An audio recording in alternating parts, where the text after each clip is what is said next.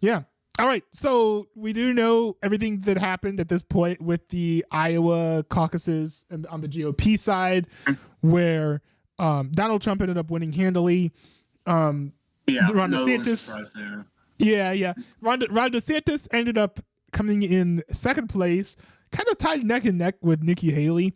And then Vivek Ramaswamy ended up coming in fourth place with 7%, promptly dropping out, supporting Trump, and then hitting the campaign trail with him. I actually didn't watch too much of the coverage or anything after that because I think I kind of knew it was going to happen. So I just kind of tuned out, and I said, like, yep, told you so. Yeah. Basically, Trump is ahead by a lot in most general polls. And then the GOP, of course. Yeah, in most general polls. And you make a good point that it's among the GOP, but you do need to have GOP support in order to win the nomination. And you can't win the presidency without the nomination.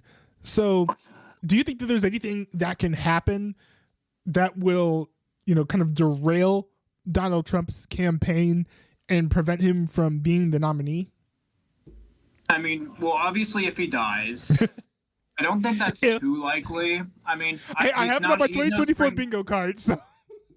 I mean, he's no spring chicken, but I don't see him dying immediately. I guess I know that a lot of states have been removing him from the ballot, but I know that that's not enough states are going to do that for that to make a difference. Also, when states do that, I think that makes him more of a victim, which is why more people are going to want to support him for that. I guess the only thing that I can see is I think there was a new poll that said that 80% of initial Trump voters would not vote for him if he was to have to serve prison time. Because he has 91 felonies against him right now.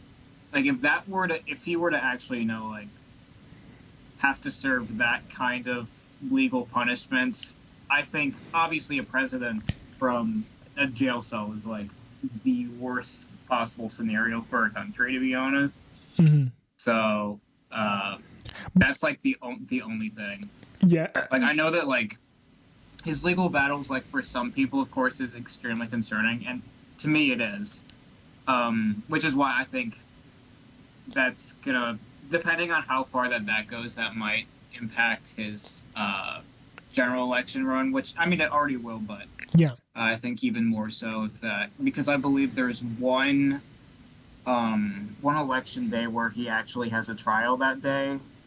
Which, wow. I mean, he's probably still going to win, but... So that's another campaign stop right there. Yeah. For him. Well, yeah, a lot of his donations are going into his legal battles, so that's less than ideal for him.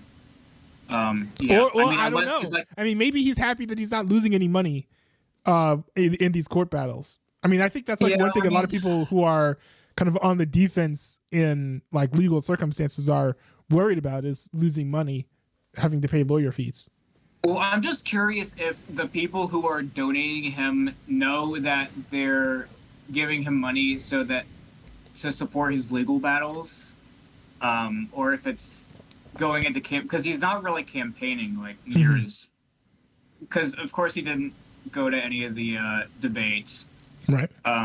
Which, why would he? Of course he knew he was going to win anyways, and people were going to support him anyways. I mean, he was able to save money on that, obviously. Yeah. But I just think, in sense of... I mean, I don't know. I'm not looking into giving money to him, obviously. But I am curious if the people who do donate to him know where their money is going when they donate to him. I would suspect that many Republicans who are donating to him at this point are donating to him to help him with his legal battles. He was let's protect Trump against this election interference or whatever. I would picture the same person who would be donating to Donald Trump at this point, especially habitually or gratuitously, I suppose, for lack of a better word, would be the same person who would buy My Pillows in order to keep Mike Lindell from going bankrupt. Now, I am curious about My Pillow. Well, frankly, interestingly enough, since I've heard glowing reviews of My Pillows like 6-7 years ago, I've always kind of wanted a My Pillow, and I'm actually a little bit tempted to buy My Pillows now because it seems like the company's gonna it feels like the company's gonna go down. So I'm almost like tempted to buy one, but just because I don't know how many are gonna be left like long term. So you don't really see much of a path for anyone else to beat Donald Trump in their primary season then. Either he dies or he's behind bars. Otherwise, it's a straight shot. Which this is going to be a controversial statement, but I believe that Donald Trump is the only candidate that can't crush Joe Biden. I feel like I still think it's going to be close, between Trump and Biden, but I think DeSantis or Nikki Haley would absolutely destroy Biden in a general election because they're younger. Obviously, new faces, things that people actually do really like them. And I feel like they can definitely make those arguments against Biden. I feel like, assuming there is going to be debate between Trump and Biden, is going to be two senile old men arguing with each other. It's going to be no different. I mean, well, not entirely. Well, Trump isn't that senile. Only a little.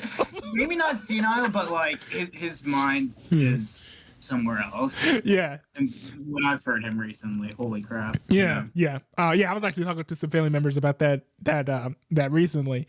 But that's actually probably the most reasonable take that I've heard. I think because there are a lot of people who are saying that in a head-to-head with Trump versus Biden, that Joe Biden would win. I don't think that that's the case because there are so many people out there who don't like Joe Biden who liked him before. The Joe Biden presidency has changed people's minds about Joe Biden in a kind of negative light. So when you say the people that voted for Joe Biden but wouldn't vote for him again, are you talking about I guess people who like the Bernie Bros essentially, who are not wanting to support him over the Israel-Palestine situation, who want him to free Palestine, or just people who voted for him as a second option and are just aren't happy with, I don't know, border or crime or some other reason? Basically, I mean, the types of people that I could see flipping from supporting Joe Biden last election to not supporting him are kind of the casual voters who they kind of hear a lot of what the media said about Trump, from his 2016 presidency, and they were like, oh, well, this guy is pretty bad. He's a racist. He's a fascist. We need to stop him at all costs. And look, Joe Biden seems like kind of a nice dude.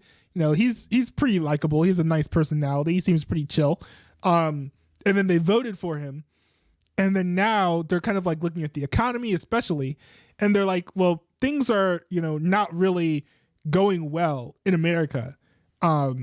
And so I think that might be well, I mean, Joe Biden wasn't really a great president then. A lot of people vote based on how well the economy is doing, I think.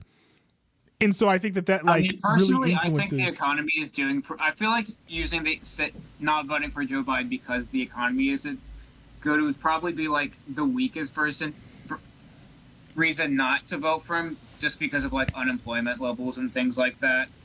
I feel like you'd probably I can only see something border or something like that to be a reason why people wouldn't vote for him or something like that. Well, I don't think the economy would be a good reason. Well, I think the economy is the one that makes the most sense because it impacts the most people, and whether it's you look at an inflation or it's what's it net job gains. The Joe Biden presidency has not really been doing that well economically. Now, I will say that Joe Biden kind of in the second half of this first term has kind of slowly started to kind of turn the ship of the economy, but we still are not seeing a better economy now than when he took office, which if people are just going to look straight like that, then I'd have to agree with that, just in the sense that when he started his presidency, it was COVID time, so everything sucked. Well, that's true. I don't know how many voters are going to be thinking about that. I don't know if voters are going to be like, well, the economy's bad, but it's COVID's fault, not Trump's fault. The same way, like, I am one of the few people who is almost equally blaming Donald Trump for our current inflationary situation, because what he did with the COVID-19 stimulus checks, kind of led to what we're seeing now with the inflation. And then Biden did some things with the supply chain that kind of like exacerbated that problem. But Trump made the problem worse first before Joe Biden did. But I think not as many people are kind of like analyzing that. Like, I don't know how many Republicans are being like, I'm not going to vote for Trump because he made, inflation worse just before he left.